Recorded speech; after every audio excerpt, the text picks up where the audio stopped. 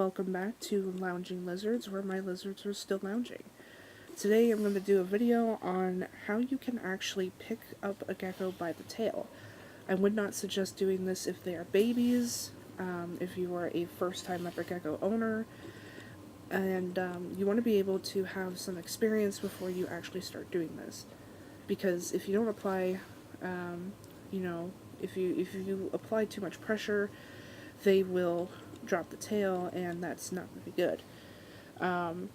So basically I have Prudence here, and I also have Leonard to show you guys another gecko. So my animals are actually fine with me actually petting their tails. I kind of pride myself on taming them to the point where I can do this. And of course you don't want to put too much pressure. So yeah. Once again, you do not want to do this if you're a first-time gecko owner, if you have a baby, and you also don't want to do this if you have a gecko that has just recently dropped the tail. That can cause them a lot of pain, and they'll start thrashing, and that'll stress them out, and that will not be good. So basically what I do is I only pick them up by the tail if it's absolutely necessary, if I'm cleaning the tank and they are in the spot where I need to clean. I basically just take it and move them from point A to point B. I'm not picking them up and holding them above anything over, maybe a couple centimeters.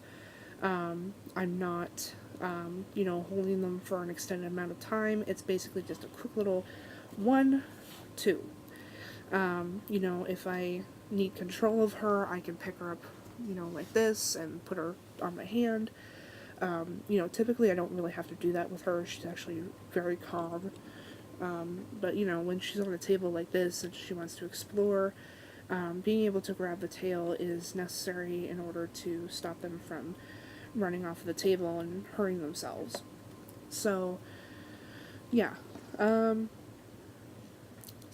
don't want to apply too much pressure. You just want enough to maintain a secure grip. And 1 and 2.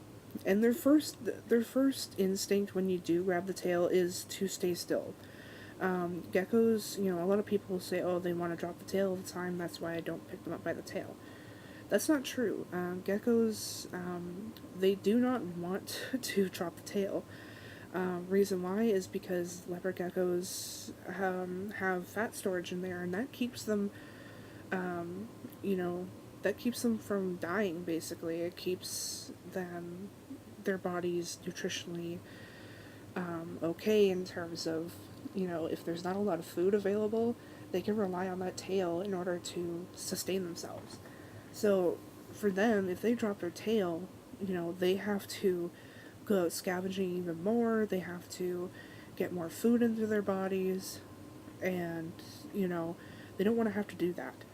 So, it's something that, if you pick them up and immediately they're going to drop their tail. That's not true. Now, it might be true for babies, because babies just stress out a lot more easily, and it's typical for a lot of, with breeders especially, to have baby leopard geckos, and some of them just drop their tails. So, sometimes it just happens. So, and when they do drop the tail, it's not the end of the world. It will grow back.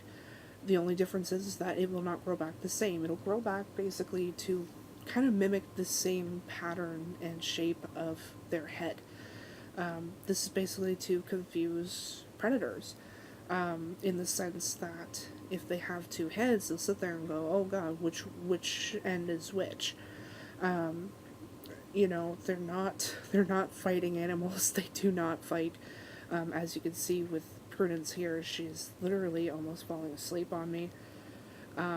They don't want to fight, so their last means of protection and,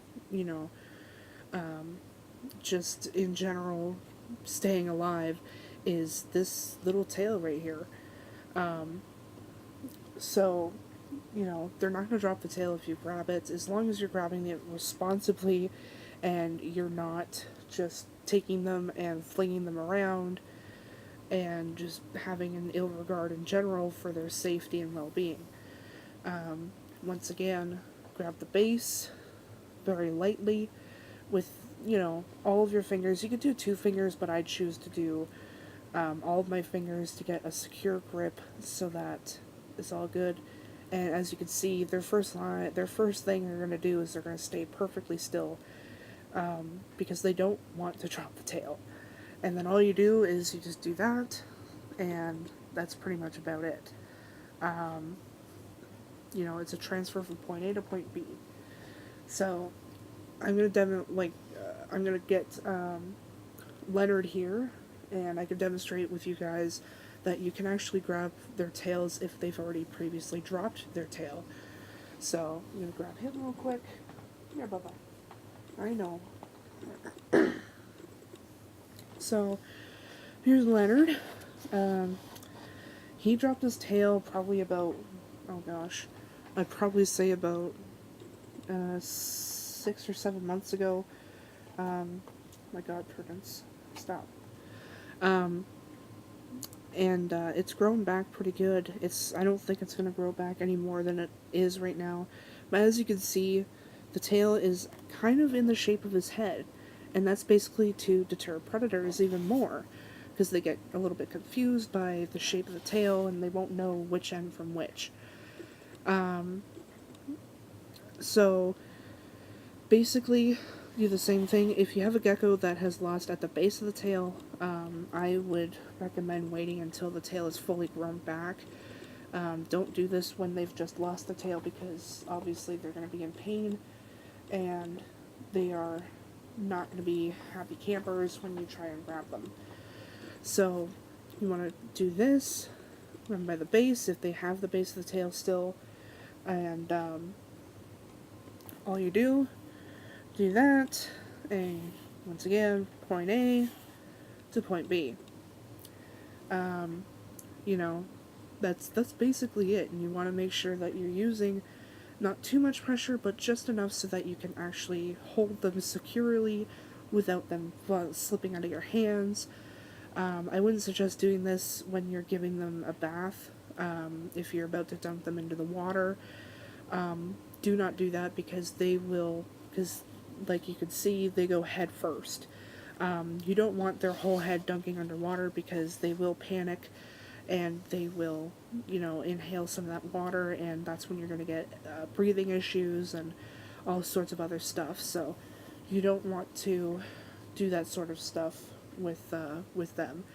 If you're going to put them into a bath, hold them by the body, dunk them in, pretty much level, and you should be good. So yeah, that's pretty much it, and I hope this was educational, and I hope that you guys enjoyed watching the geckos, and yeah, so thank you guys for watching, and until next week, my lizards will still be lounging.